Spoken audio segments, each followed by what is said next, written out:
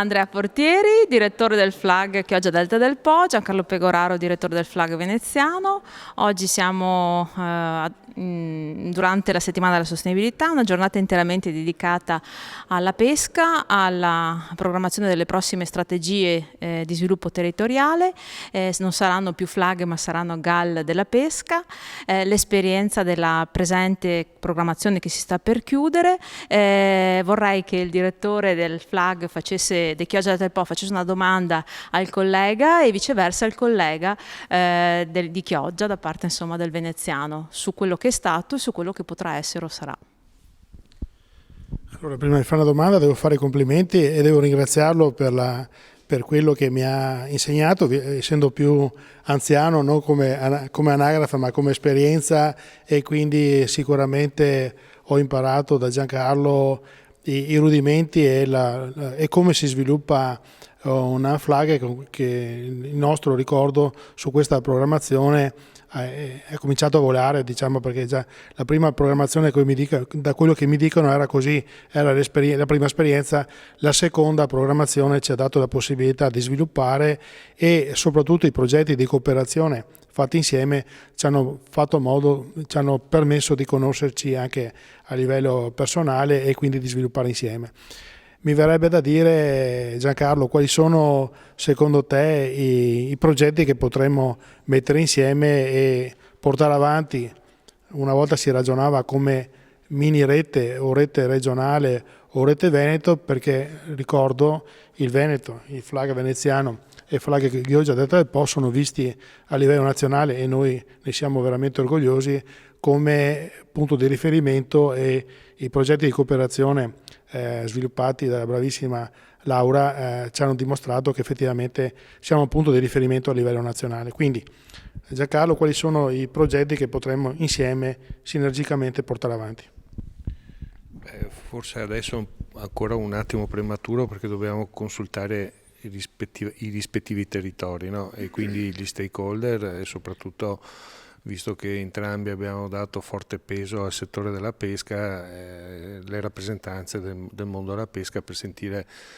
le loro esigenze, i loro fabbisogni, e poi costruire, diciamo, i bandi che andremo ad aprire sulla base di queste esigenze, insomma, perché che sono anche cambiate in questi anni, anche alla luce delle problematiche recenti.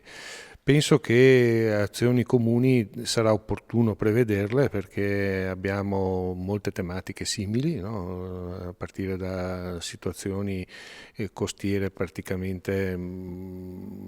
analoghe per certi versi per alcune problematiche,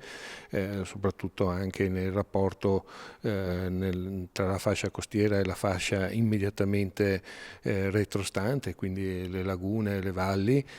da pesca, che sono certamente dei contesti che ci caratterizzano,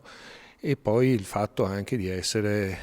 entrambi attraversati dalle tratte terminali di fiumi di grande importanza. Il Po, certamente voi, Brenta, per noi abbiamo 5 tratte terminali di 5 fiumi, di cui 3 alpini, insomma, come il Piave, Livenza, Tagliamento, che pur in misura minore rispetto al Po, però hanno, diciamo, grande rilevanza nei momenti di piena, insomma, ecco. Quindi ci sono temi che sicuramente possiamo portare avanti, e credo che anche il luogo del distretto della pesca dell'Alto Adriatico, e quindi a volte anche, come stiamo facendo, estendendo un po' la scala anche al Friuli e all'Emilia Romagna, sia un altro tema che possiamo portare avanti. In quel caso lo dobbiamo necessariamente fare magari all'interno di progetti di cooperazione, però anche a prescindere, insomma, la possibilità che abbiamo magari di fare alcuni progetti a titolarità ci potrebbe permettere di fare alcune sperimentazioni. Potremmo anche concordare anche alcuni progetti a titolarità, quasi magari con dei fornitori, magari istituti di ricerca o altri soggetti, insomma, che in momenti diversi vadano a creare quasi un progetto unico, pur essendo dei progetti distinti. Quindi Certamente credo, spero, daremo seguito ad alcuni progetti di cooperazione che abbiamo portato avanti, perché insomma abbiamo sperimentato delle cose molto interessanti e abbiamo anche gettato nello stagno diciamo dei sassi veramente importanti, a partire dalla candidatura UNESCO dei mestieri della pesca tradizionale, fino ad alcune sperimentazioni che magari avete sperimentato voi, tipo quello sulle donne nella pesca, a cui noi non abbiamo partecipato, ma che sono dei temi molto interessanti. Poi insomma il luogo che ci ha ospitato oggi è un luogo simbolo della sostenibilità e anche della trasformazione del paesaggio, del territorio, quindi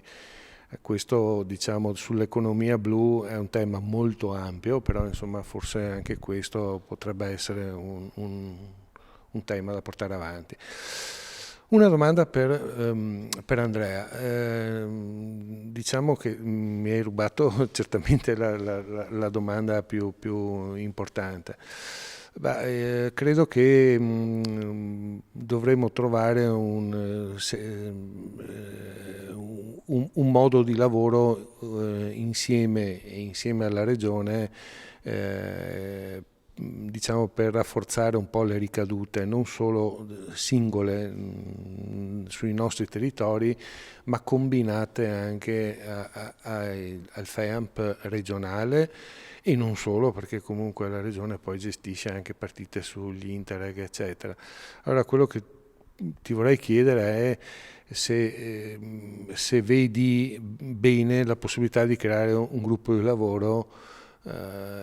diciamo, che periodicamente, non so, ogni mese, no, ogni 3 mesi, insomma, si riunisca e che diciamo possa mettere a sistema alcune iniziative tra di noi, ma anche, cioè i flag non sono in competizione. Una volta che sono stati selezionati, sono loro e possono portare avanti delle iniziative effettivamente insieme. Ecco, forse vedi bene la possibilità, insomma, di poter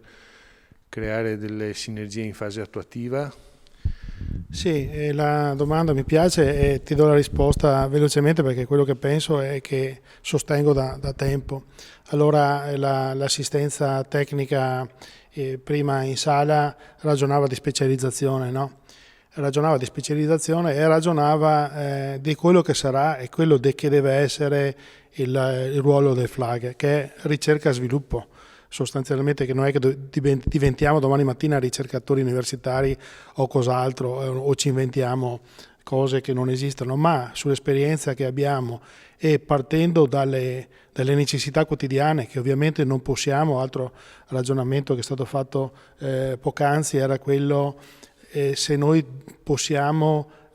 parallelamente avere delle misure uguali al FEAMP. Noi dobbiamo fare ricerca e sviluppo. Mi rendo conto che sono argomenti che di fronte al caro gasolio, di fronte alle limitazioni di pesca in questo momento potrebbero essere, ma il futuro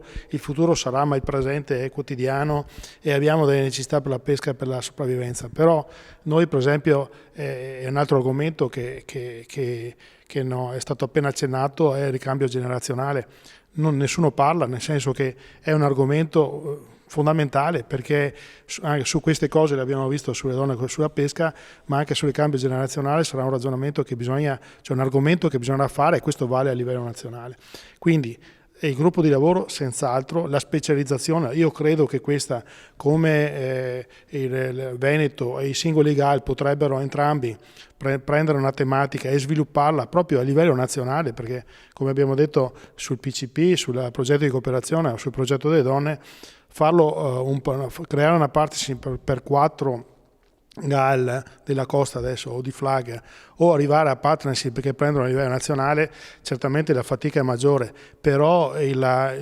con l'esperienza che abbiamo avuto potremo veramente rilanciare questi gruppi di lavoro a livello nazionale, per un'economia di scala, perché il problema della pesca, abbiamo imparato seguendo i seminari quanto è diversa l'Italia, e un conto è parlare di Chioggia o Caorle, è diverso parlare in Liguria o su altri porti a livello nazionale, però il ragionare appunto nel gruppo di lavoro e ragionare di rete sono concetti che oggi è il presente, e io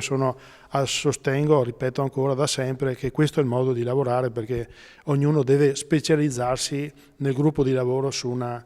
tematica. Quindi l'appoggio, quindi il sostegno del nostro FLAG e dello sviluppo del ragionare in rete, ragionare nel gruppo di lavoro, e comunque il Veneto è già un gruppo di lavoro di suo. Ecco, ricordo solo che il progetto che abbiamo fatto tra i nostri due FLAG Tartatur è stato il primo progetto di cooperazione che si è concluso a livello europeo ed è stato premiato come il miglior progetto di sviluppo locale CLLD a livello europeo dalla rete, allora si chiamava Farnet, oggi Faminet, quindi diciamo non ce lo diciamo solo noi, ma insomma è un riconoscimento europeo che ci è stato dato, e quello è stato il primo progetto di cooperazione quando molti FLAG ancora non avevano avviato alcun progetto.